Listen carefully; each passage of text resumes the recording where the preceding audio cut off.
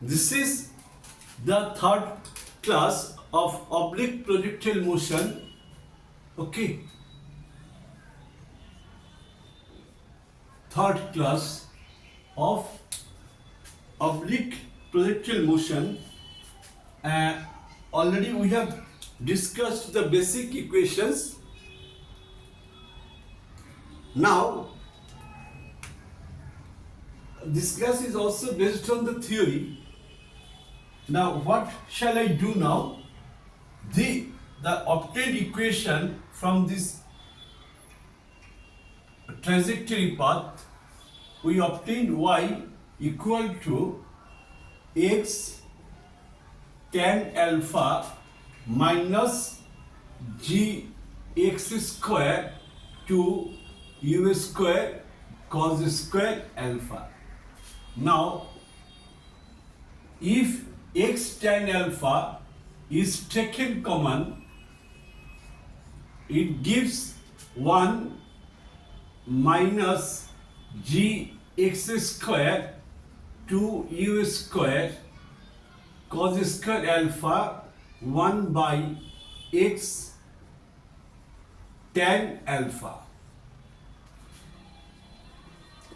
Y is equal to x tan alpha 1 minus x square by x. It gives gx to u square cos square alpha. Tan alpha gives sin alpha by cos alpha. Okay, y is equal to x tan alpha 1 minus u square cos square alpha by cos alpha. This gives cos alpha. So u square to sin alpha cos alpha. Fine.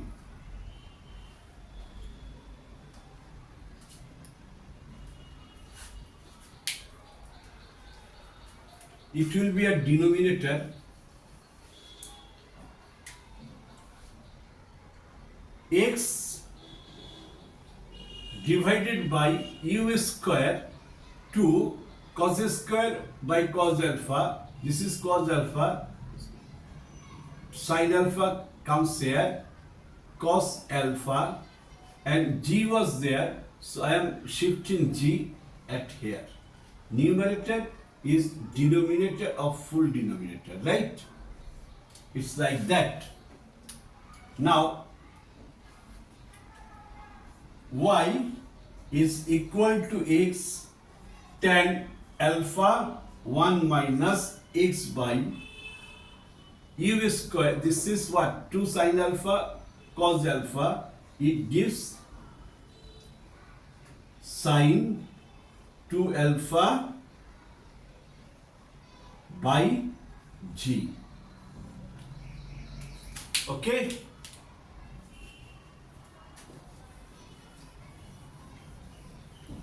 Now,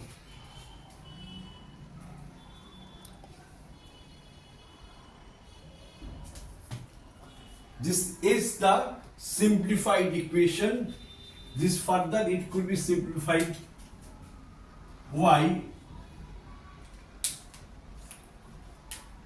this equation comes here. Y is equal to x tan alpha 1 minus, this is, we have obtained R, horizontal range, u square equal to sin 2 alpha by g.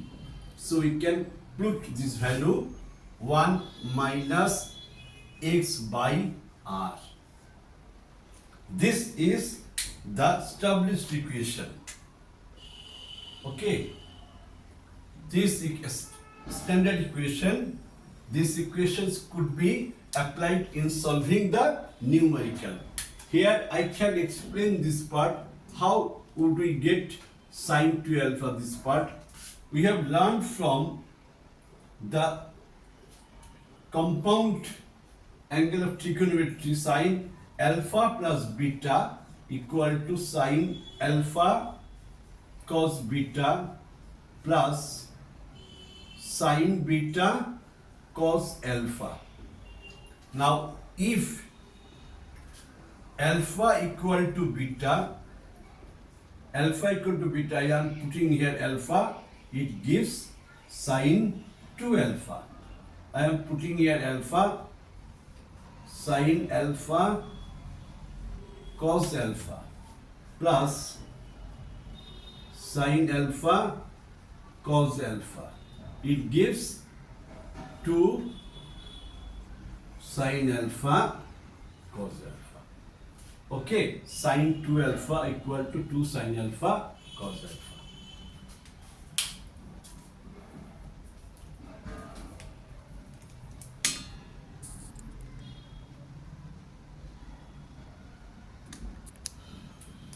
Okay,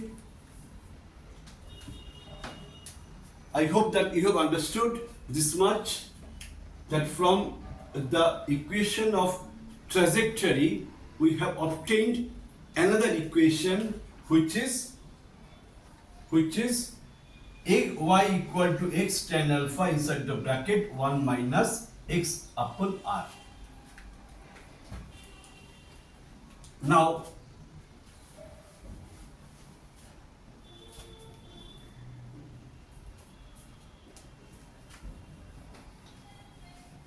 we can do the different analysis here.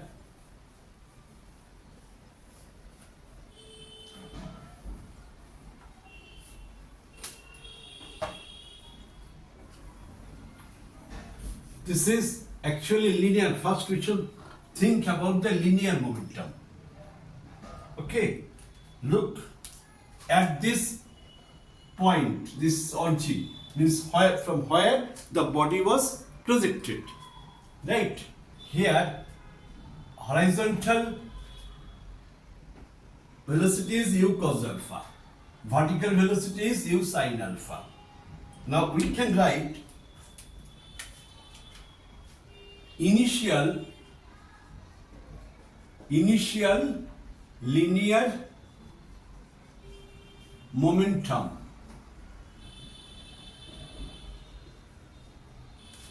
along x-axis,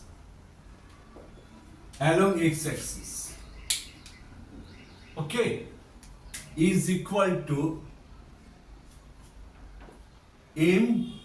mu cos alpha. Say suppose pxi. I implies initial, suffix x implies along the x-axis, means horizontal. Initial vertical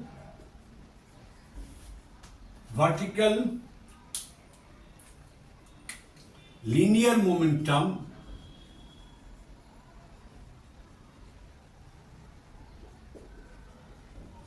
is equal to p suffix y I cap, I, only I, initial along the y-axis, right?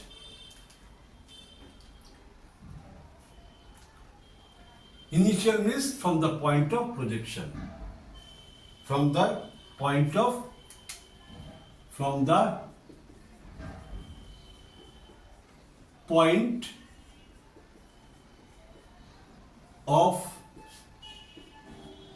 projection.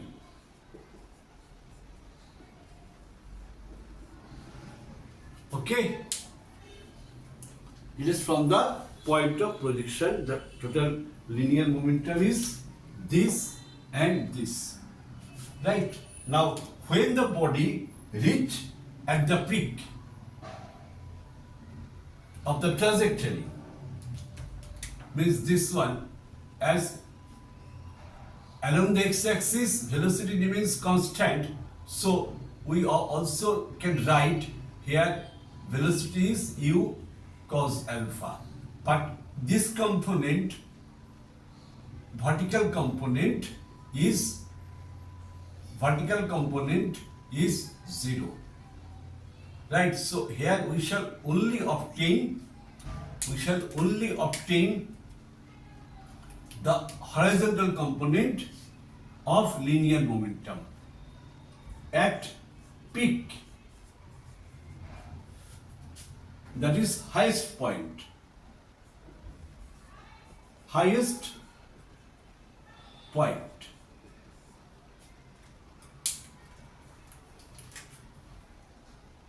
Linear momentum along x-axis, right, at peak is mu cos alpha,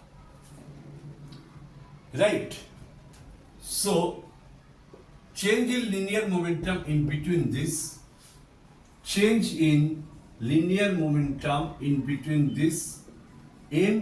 mu cos alpha, this is the final, minus initial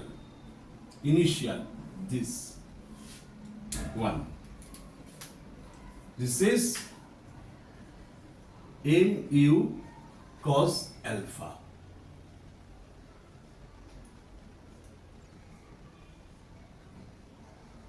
Okay, this is 0. So change in linear momentum from origin to the final point along the horizontal axis is 0.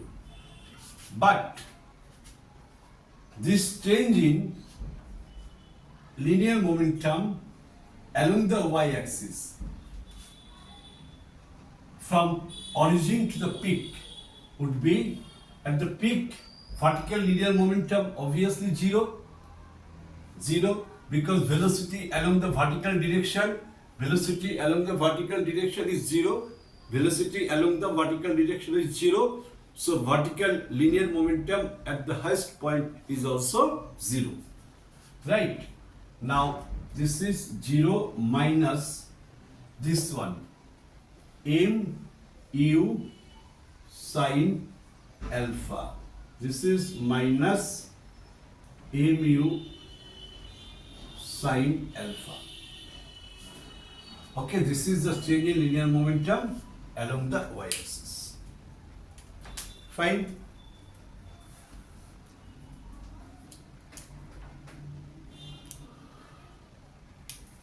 Next,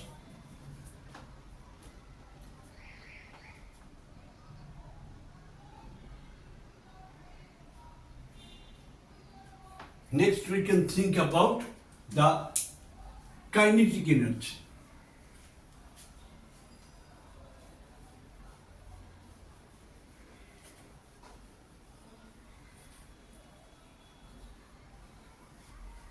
Kinetic energy, okay?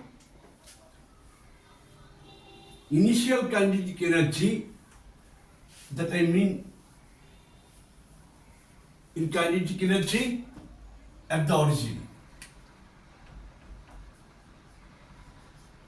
Initial kinetic energy Ki, okay, at origin, base point of projection along x-axis or initial is half mu cos alpha square. As we know, kinetic energy is half mv square. It gives half mu square cos square alpha. Initial kinetic energy along the y-axis at origin is half mu sin alpha whole square. This is half mu square sin square alpha.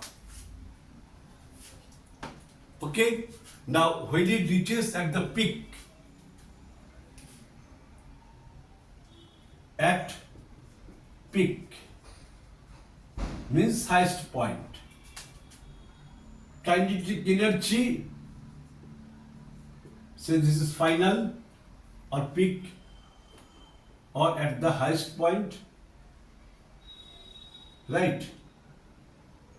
Also half m, velocity remains constant, cos square alpha. Now change in kinetic energy. Initially was that, finally is that. Change in kinetic energy in journey from origin to peak along x-axis is half mu square cos square alpha minus half mu square cos square alpha. This is 0.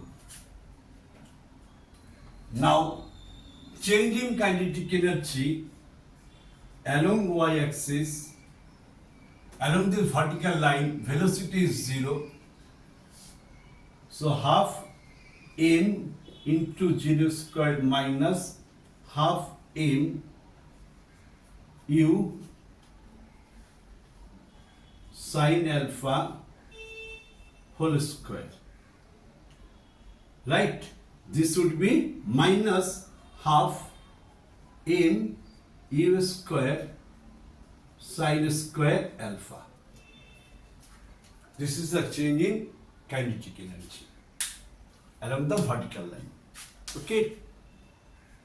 This was a discussion about the linear momentum at the point of projection, linear momentum when the body reaches at the peak, as well as kinetic energy from the point of projection and kinetic energy when the body reaches at the peak of its trajectory.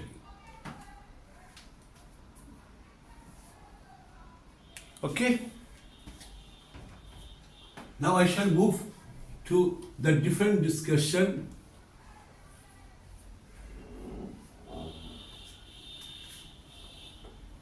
This is also part of theory. Now, if I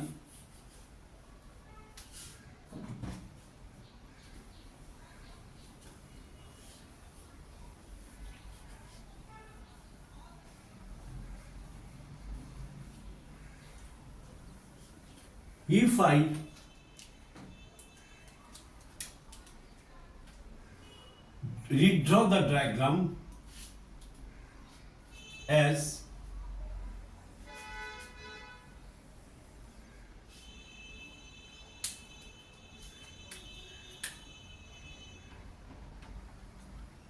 this is a trajectory, fine, y-axis, x-axis. This is another trajectory. This one is u1, it makes angle alpha with the x-axis. Okay, this tangent indicates the velocity of projectile. This is u2. It makes angle beta with the x-axis. From origin, the two projectiles have been projected with same velocity. Right? This is R. Means for the both case, the horizontal range is being equal, right? For the first projectile R1 is u square sine 2 alpha by g. Equation 1. For the second projectile R2 u square sine 2 beta by g. Equation 2.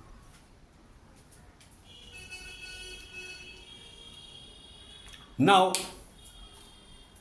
if we obtain the same range,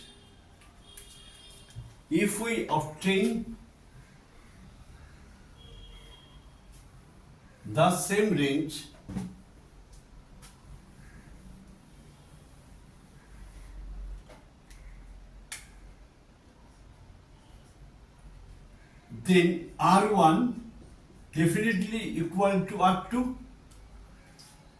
right? It gives us R1 is what? U square sine 2 alpha by G.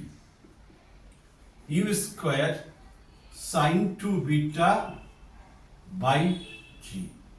Here U square getting cancelled, G getting cancelled. Fine. Now from this equation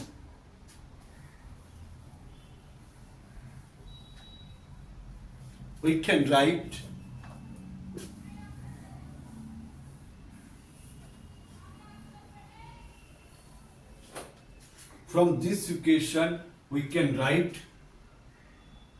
sine 2 alpha is equal to sine 2 beta. As usually, if we eliminate sine from the both sides, we shall obtain 2 alpha equal to 2 beta. But this is not possible because from the diagram it is very clear that alpha not equal to beta. Then we have to choose an alternative way to solve this equation. Sine 2 alpha sine 2 beta. 2 beta could be written as pi minus 2 beta. It comes from the concept of allied angle in trigonometry, right? Then we can now eliminate sine and sine for the both sides. 2 alpha is equal to pi minus 2 beta, right? This gives 2 alpha plus 2 beta equal to pi. Ultimately, alpha plus beta gives pi by 2. So, this is the condition of obtaining the same range. This is the condition of obtaining the same range. What is this condition? Condition is algebraic sum of alpha plus beta, where sum of the two angles would be pi by 2 radian, that is 90 degree. Okay, this is the condition of obtaining the two equal range of two projectile. Understood? Now, this is actually the theoretical, all the theoretical discussions in oblique projections from a horizontal plane. For JEE Advanced, I shall discuss this oblique projection from an inclined plane. In my different class, I shall start this part. Hope you have understood all the equations within these 3 classes. This was the 3rd class on oblique projection. Okay, oblique projectile motion from the horizontal surface. I have tried to explain all the corners, all the principles, and all the equations through the proper derivation. Next, I shall meet with the numerical based on this chapter. Hope all of you understand. Thanks for watching my class today.